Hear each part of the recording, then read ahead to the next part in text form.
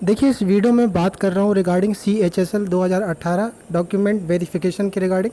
Admit card north region का, central region का, दोनों का स्टेटस आ गया है कि नॉर्थ का 5 से 10 के बीच होने वाला है। फ़ेज़ मैनर में करवा रहे हैं ये, मतलब 2 फेज़ में करवाएंगे। तो पहला फ़ेज़ 5 से 10 के बीच में है। स्टेटस चेक कर लीजिएगा आप लोग, अगर साइट पर दिख रहा है तो सेंट्रल का और नॉर्थ का दोनों का, कि आपका किस डेट में पड़ा है, 5 से 10 वाले में है या आगे की तरफ है, राइट। सेंट्रल का भी देख लीजिएगा। और ये कोई घबराने वाली, पैनिक होने का सिचुएशन नहीं है। देखो, जो लोग मुझसे प्रेफरेंस के रिगार्डिंग ले रहे थे, पेड चाहे फ्री का, मैंने किसी को भी अभी कोई भी रिव्यू नहीं दिया था। रीज़न था कि थोड़ा लोगों से मैं बात कर रहा था, लोगों का प्रेफरेंस जानने की कोशिश कर रहा था कि लोग क्या रखना चाह रहे हैं अपने मार्क्स के हिसाब से। तो थोड़ा मैं इसमें बिजी था। कल से और कल के आगे से मैं इसी में लगा रहूँगा। जिसने भी पेड या फ्री जो भी है, सभी का मैं पर्सनल आपके लिए जो भी बन पाएगा वो मैं कर रहा हूँ कल से, ठीक है ना। तो परेशान बिल्कुल मत होइएगा, कल से बिल्कुल पैनिक मत होइएगा। मैं खुद आपको कॉल करके इसके रिगार्डिंग जो भी है आपका मैं हेल्प करूँगा, ठीक है। तो पहले अपना अपना एडमिट कार्ड और ये सब देख लीजिए किस डेट पर है, कहीं आपका मिस ना हो जाए, राइट। तो ये सेंट्रल का है और ये आपका नॉर्थ रीजन का है। साथ ही बच्चे एक चीज़ और आ गया है कि CSS का, CSS 2018 CGL 18 का अटेस्टेशन फॉर्म आ गया है।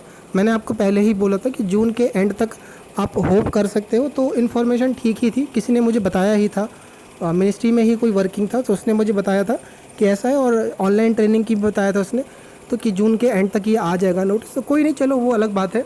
तो ये आपका आ गया है इसका, और ये जो आपका है इसको फिल करके भेज दीजिएगा। और सबसे रिक्वेस्ट है कि आप इसको मिस ना करिएगा। बहुत सारे लोग हैं जिनको पता नहीं रहता, अपने ग्रुप में इसको लेके एक्टिव रहिएगा, राइट। अब जो मैं बताने जा रहा हूँ इस बात को थोड़ा ध्यान रखिएगा। कई लोग हैं जो लोग कमेंट कर रहे हैं यूट्यूब पर, और बहुत तरह के सवाल आ रहे हैं, मेरे लिए थोड़ा दिक्कत हो रही है जवाब दे पाना। तो मैं थोड़ा क्विक बताता हूँ इस वीडियो को लेकर के कि क्या हो सकता है कल से मैं वीडियो थोड़ा उतना ना कर पाऊँ, डिले ना कर पाऊँ, क्योंकि कल से मैं बिजी रहूँगा लोगों के प्रेफरेंस को लेकर के। अच्छा, दूसरी बात ये भी कि जो लोग पेड ले रहे थे, अगर आपका 5 से 10 के बीच में नहीं है आगे के मैनर में, तो प्लीज़ अगले फेज़ में, तो प्लीज़ अभी आप थोड़ा वेट करिएगा। जिनका स्टार्टिंग में है, थोड़ा मैं उनसे बातें कर रहा हूँ, तो आप थोड़ा वेट कर लीजिएगा, राइट। तो बहुत सारे लोग ये समझ नहीं पा रहे कि पोस्ट प्रेफरेंस लेकर के कन्फ्यूज़न में है कि सबसे पहले देखो, दिक्कत इसमें इस समय ये आ गई है ना, सबसे ज़्यादा दिक्कत आ गई कि डेटा हमारे पास बहुत सारा है, सबके पास सारा डेटा है, स्टेट वाइज से लेकर के ये सारा, और ज़्यादा डेटा होने के बाद भी हम कंफ्यूज हैं।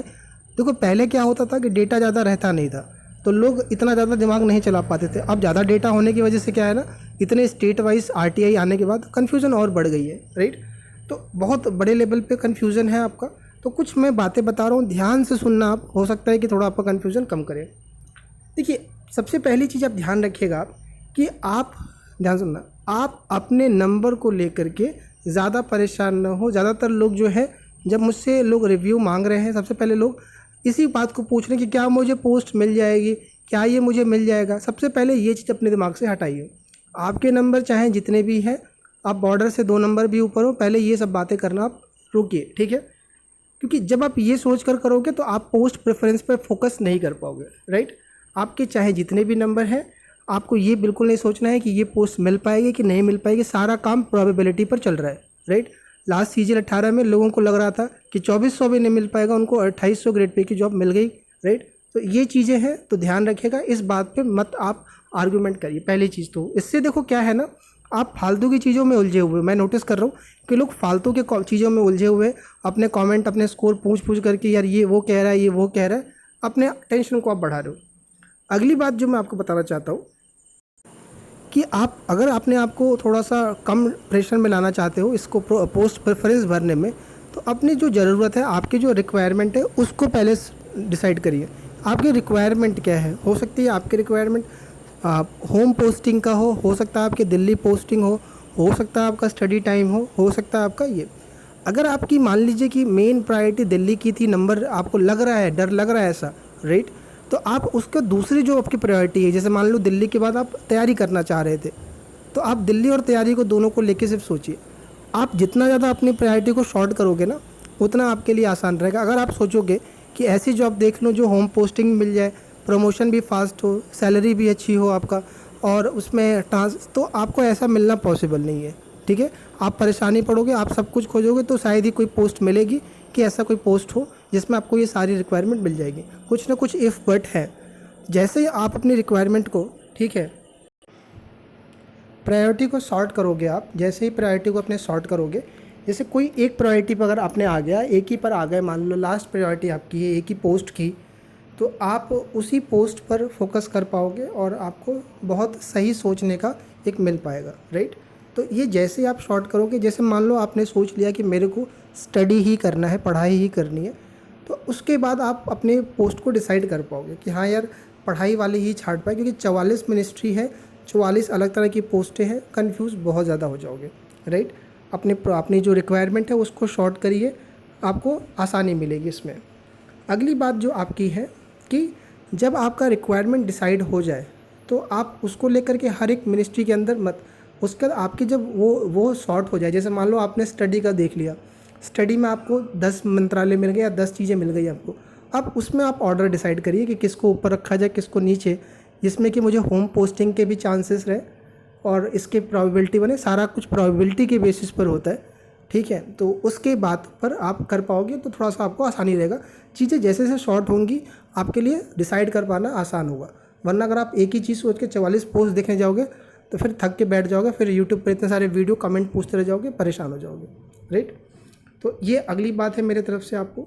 अगली बात जो मैं आपको बताऊँगा, 5वीं बात, वो ये है कि आपके जो मार्क्स हैं ना बच्चे, ये मैं आपको पहले ही बता चुका हूँ कि लोग कमेंट में पूछते रहते हैं कि क्या इस स्कोर पे मेरे को एमईए मिल जाएगा, क्या मेरे को इस स्कोर पे सीजीडीए मिल जाएगा, क्या इस स्कोर पे ये पोस्ट मिल जाएगा, क्या ये वाले पर ये मिल जाएगा, राइट। तो देखो सबसे पहली बात कि एग्जैक्ट किस मार्क्स पर कौन सी पोस्ट मिलेगी कोई नहीं जानता, ये सच्चाई है, ये आपको भी पता है। अगर कोई कह दे कि यार 232 पर ही AFHQ मिल जाएगा या ये मिल जाएगा, ये बेवकूफ़ीपना है, राइट। और ये भी नहीं है कि लास्ट 17 वाले से अगर कंपेयर कर रहे हो आप और उसे कंपेयर करके कोई कह दे कि पोस्टल असिस्टेंट कितनी गई थी तो इस बार भी इतनी जाएगी, बिल्कुल ऐसा नहीं है। चीज़ें बदलती रहती हैं, माहौल बदलता रहता है, उसी हिसाब से होगा। तो सारा काम आपका प्रोबेबिलिटी सब कुछ संभावना पर ही हो रहा होता है, ठीक है। तो आप अपनी एनर्जी इन चीज़ों में मत खोइए, मैं आपको फिर बोल रहा हूँ, क्योंकि मैक्सिमम देख रहा हूँ मैं कि लोग पोस्ट प्रेफरेंस पे फोकस ना करके मैक्सिमम इसी पर फोकस कर रहे हैं कि भाई मेरे तो इतने कम नंबर है, कोई मिलेगा भी कि नहीं मिलेगा। अरे मैं ये कह रहा हूँ, आपके मान लो बॉर्डर के पास भी, तो क्या आप सारी पोस्टें नहीं भरोगे ना? क्या डॉक्यूमेंट वेरिफिकेशन नहीं कराओगे? अगर आपके पास जॉब नहीं तो बिल्कुल कराओगे। तो आप अपनी एनर्जी सही जगह पे लगाओ, राइट। बात समझ में आ रही है?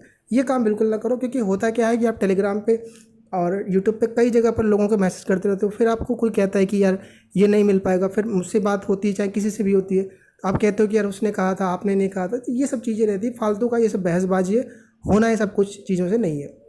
तो ये चीज़ें ध्यान रखिएगा। अच्छा, सबसे ज़्यादा परेशान हाई स्कोरर और ज़्यादा परेशान है, राइट है ना। तो परेशानी हाई स्कोरर के साथ भी है, परेशानी लो स्कोरर के साथ में है, मिडिल वाले भी कन्फ्यूज़ है। तो कन्फ्यूजन सबके साथ है, ऐसा नहीं कि अगर आपके नंबर बहुत ज़्यादा है तो वो लोग बिल्कुल आराम से हैं कि मेरे को ये मिल जाएगा, राइट। अगर फर्स्ट 10 रैंक को छोड़ दिया जाए तो बाकियों को बात माने तो सबका यही रहेगा, राइट। ये ध्यान रखने वाली बात है।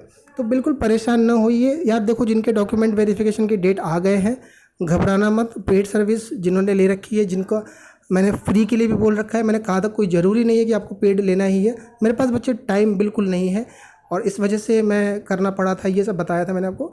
तो मैं आपको कल से बिल्कुल पर्सनली बात कराऊंगा और इसके रिगार्डिंग जो भी हेल्प मिल पाएगी सबको करूंगा, ऐसा नहीं है कि नहीं कर पाऊंगा। और अगर आपका डॉक्यूमेंट फर्स्ट फेज़ में नहीं है, 5 से 10 में नहीं है, थोड़ा सा टाइम दो मुझे और आप थोड़ा इंतज़ार करिए। और जब 5 से 10 वाला निकल जाएगा तो थोड़ा आइडिया मिल जाएगा उसमें यार, थोड़ा रफ आइडिया मिल जाएगा कि लोग क्या रख रहे हैं और क्या पोस्ट ऊपर नीचे भरी जा रही है। उससे आपको बहुत हेल्प मिलेगी आगे वालों को।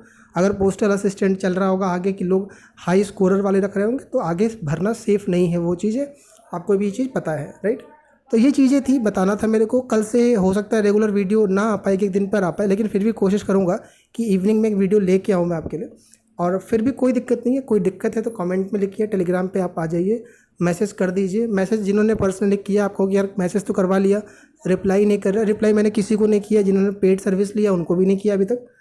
थोड़ा मैं टाइम ले रहा था अपनी तरफ से। डॉक्यूमेंट वेरिफिकेशन का डेट आज आ गया है तो मैं बिल्कुल कल से आपके साथ बिल्कुल लगा रहूँगा। कोई भी मदद चाहिए लिखिए कमेंट में, बिल्कुल आपके साथ में लगाऊँगा।